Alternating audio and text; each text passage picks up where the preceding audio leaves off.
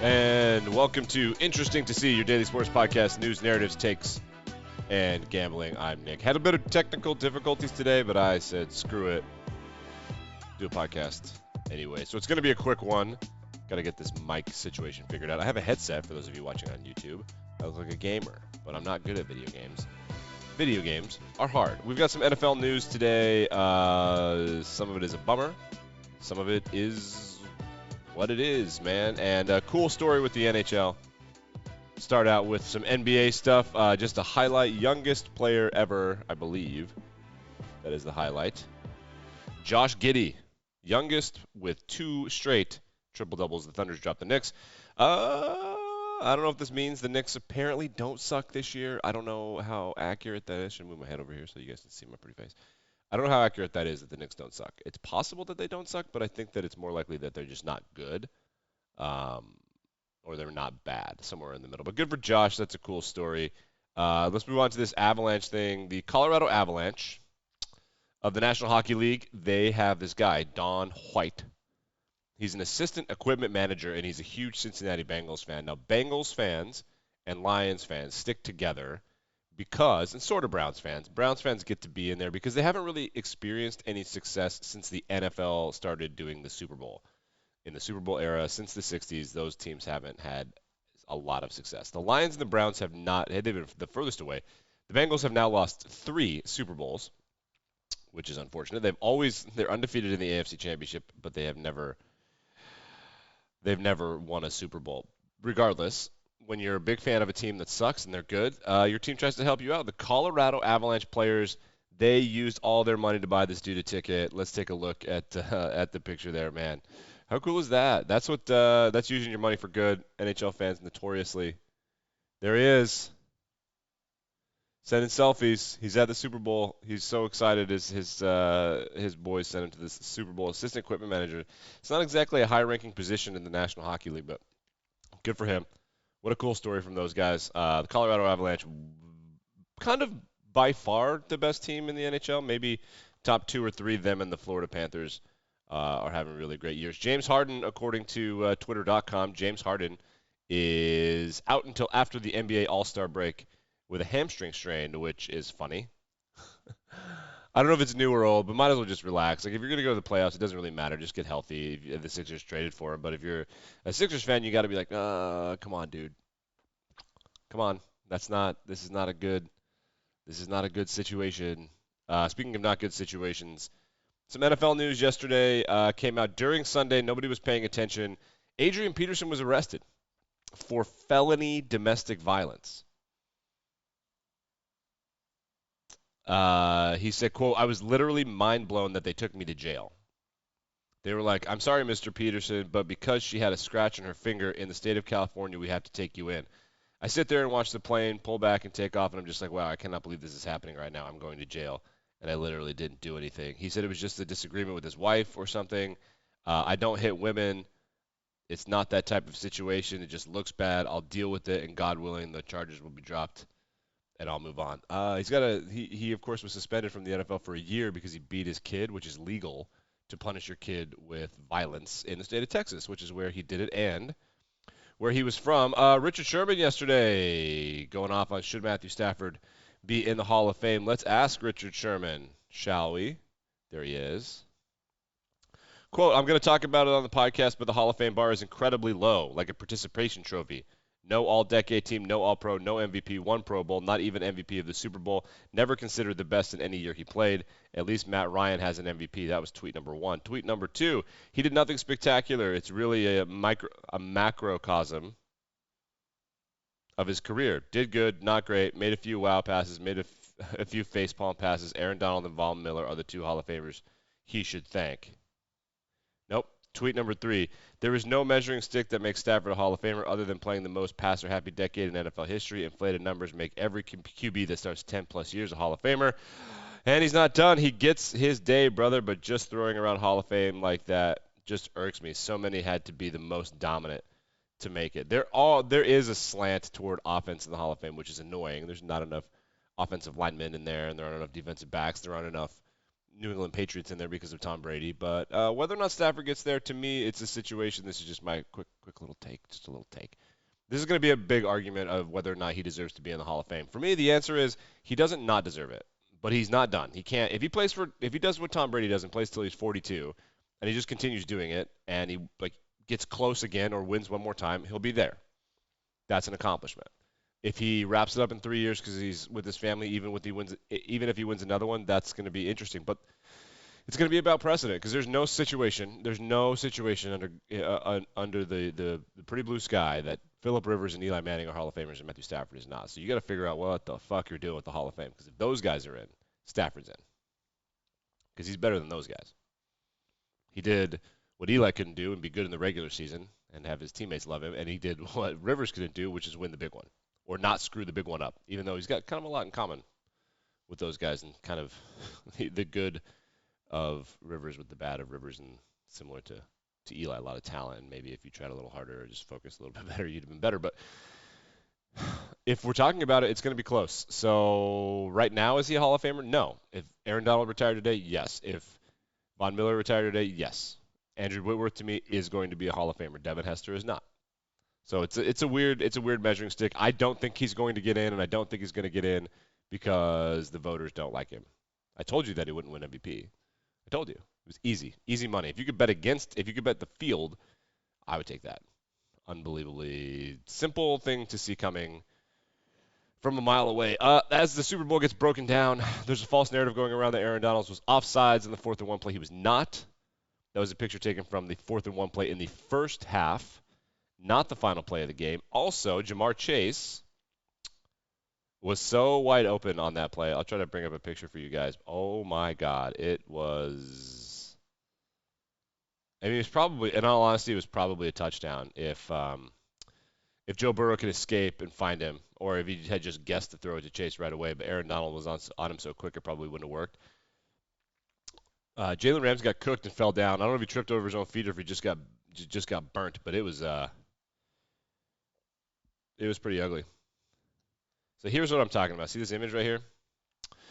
You see it on YouTube. But the orientation of see the logo, how it goes NFL left to right. So this is the normal broadcast. This is not a reverse angle. That's NFL left to right.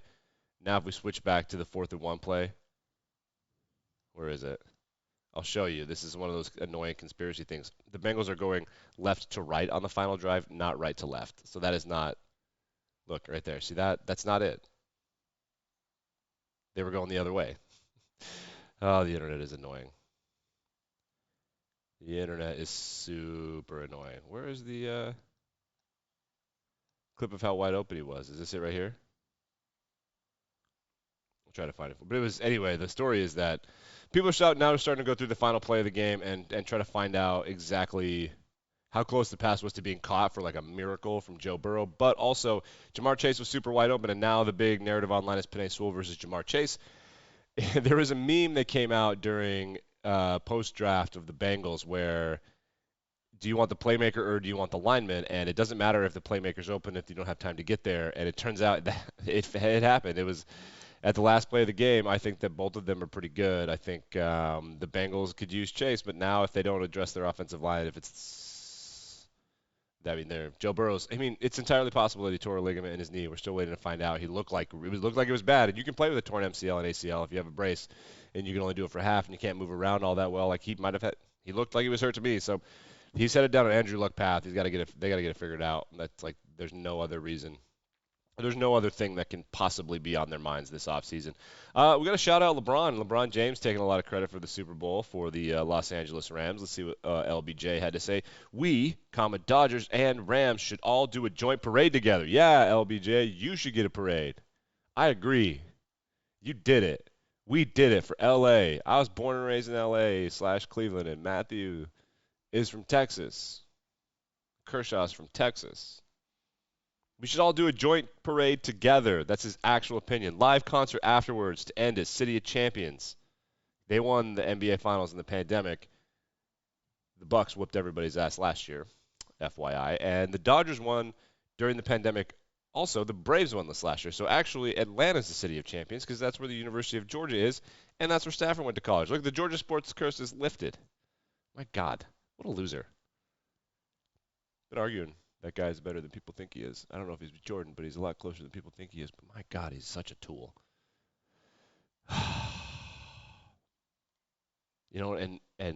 It's really difficult to defend people when they're tools. We have two potential selling the team situations going on in the NFL. There are rumors now that Stephen Ross plans to defend the allegations against him. Stephen Ross, the owner of the Miami Dolphins, he plans to defend the allegations against him that he was going to pay Brian Flores to lose games. His defense will be, "I was joking." Yikes. Of course, Brian Flores sued the NFL for a lot of things, including being offered money to intentionally lose games and then being fired by that organization while exceeding expectations. And ironically, if they'd have lost all the games like he should have, they would have gotten Joe Burrow, but they ended up getting Tua Tagovailoa, which is who they thought they wanted in the first place. So Stephen Ross can be forced to sell the team. It's up to the other 31 owners. Another situation brewing: the sexual assault allegations and sexual harassment and kind of sexual profiteering that was going on in the Washington Commanders. At the time, you notice that name dropped the day that they were in front of Congress? Yeah, and there's all the other shit going on. Don't sleep on that. So I think we could have new. I think there's definitely a chance there could be new ownership in Washington and in Miami. Potentially this time next year we could have 3 new owners in the NFL because the Broncos are definitely going to have a new owner. There are rumors about who that person is going to be, but it's going to be a long offseason, so there's no reason to get ahead of ourselves right now. So I think. I don't know. I think if I had to guess, I'd say Dan Snyder is going to continue to be the owner. But I would also guess that Stephen Ross will not. I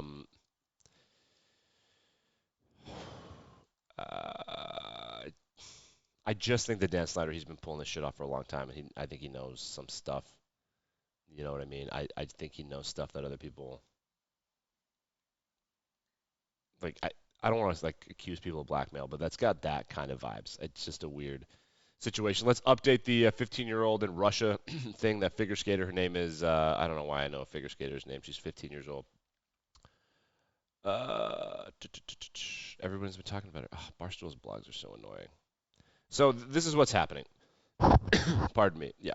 Kamila Valieva is the person who tested positive for a banned substance, but she can compete. But it appears that not only are they going to withhold the ceremonies, they could ban her from winning a medal.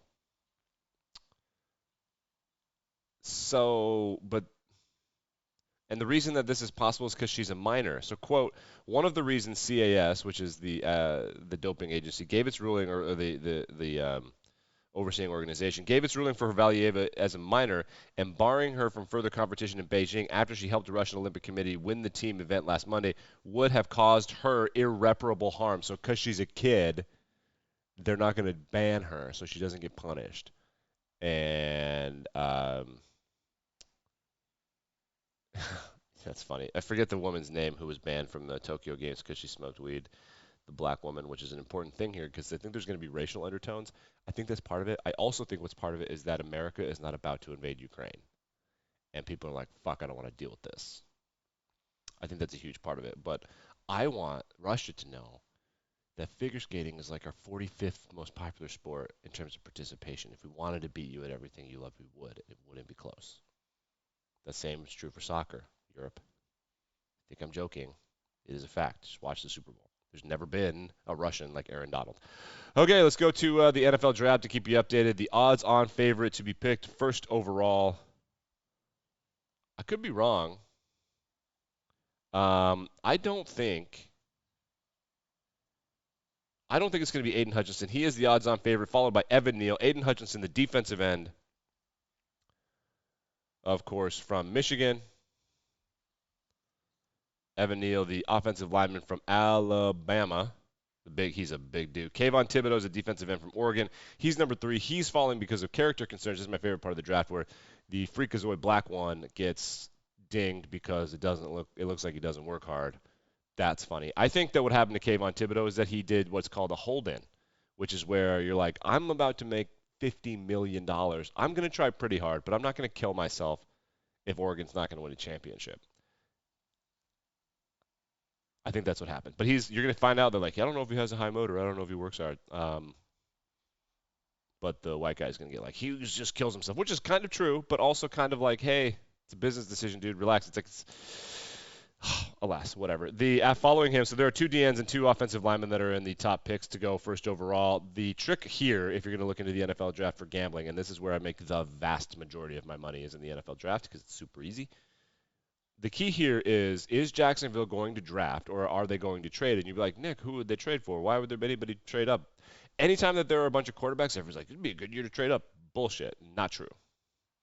That's true like in the middle parts of the draft. At the top, trade up happens when there aren't quarterbacks because people think that they can go get their guy because it's not expensive.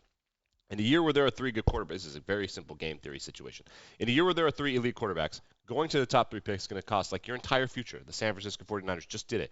This year, it will be cheap because Jacksonville will take whatever they can get for that pick. So if they want one of the 3 elite offensive tackles to fix their offensive line and protect Trevor Lawrence, which is what they should do, and Houston really wants Aiden Hutchinson because, how do I put this? He reminds them of J.J. Watt because he's white.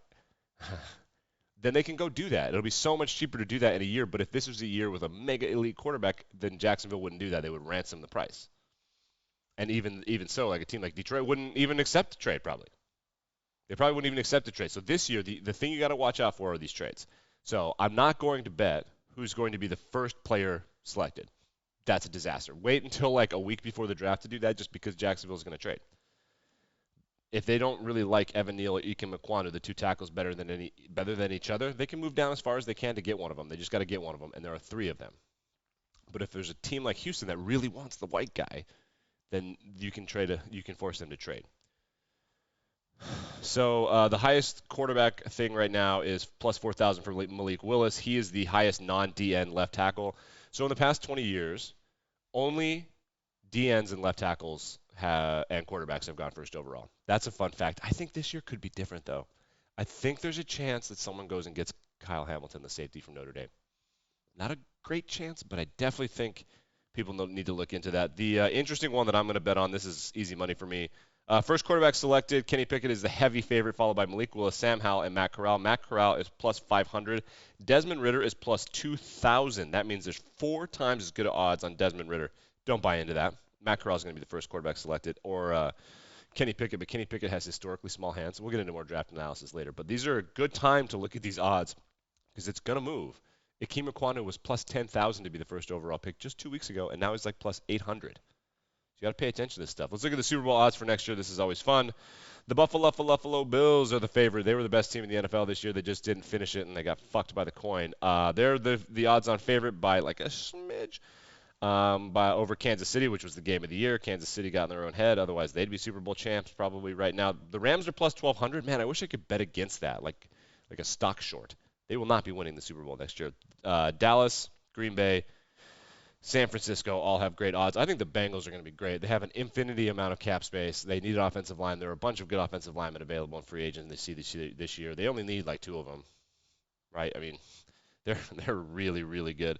Long shot favorites, let's look at the least likely. Houston Texans at plus 18,000, followed by the New York Jets at plus 15,000. Jacksonville, Detroit, they are all over plus 10,000. Just looking at teams that could surprise people and that are good bets, the Eagles are a great bet. I don't know what they're going to do with their offseason, but they have 3 first-round picks. They could trade those for like elite players. They could draft a bunch of good guys that could start right away. I love the Eagles at plus 3,000. And that's going to segue us to our final story of the day. Can you believe it? Carson Wentz not working out in Indianapolis. Who'd have guessed? Who would have thought that Carson Wentz is a tool and is not that good? As reported by rumor mill people on Twitter, Carson Wentz will not be back for the Colts. He will likely be traded or released by the start of free agency. Not going to trade him. Nobody's going to pay that shit. Oh, man. Sometimes in life it is exactly what it seems like. I'll be back and better than ever tomorrow morning. Hopefully we get this mic situation figured out. Like, rate, review, subscribe, etc., etc.